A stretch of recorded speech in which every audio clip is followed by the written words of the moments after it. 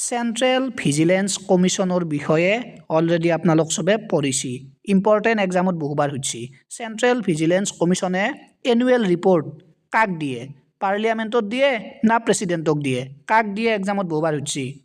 so বহিত short note কৰি লিখি ৰাখক চেণ্ট্ৰেল ভিজিলেন্স কমিশ্যনে এনুৱেল ৰিপৰ্ট যেটো থাকে চেণ্ট্ৰেল ভিজিলেন্স কমিশ্যনৰ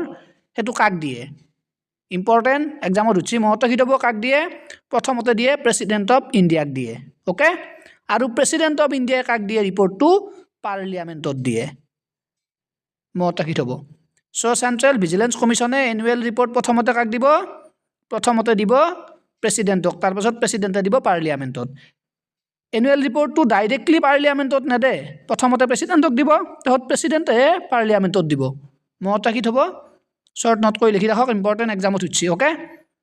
ডাইৰেক্ট এনুৱেল ৰিপৰ্টটো পাৰ্লিয়ামেণ্টত নেদে প্ৰথমতে প্ৰেচিডেণ্টক দিয়ে প্ৰেচিডেণ্টে পাৰ্লিয়ামেণ্টত দিয়ে ওকে ইম্পৰ্টেণ্ট লিখি ৰাখক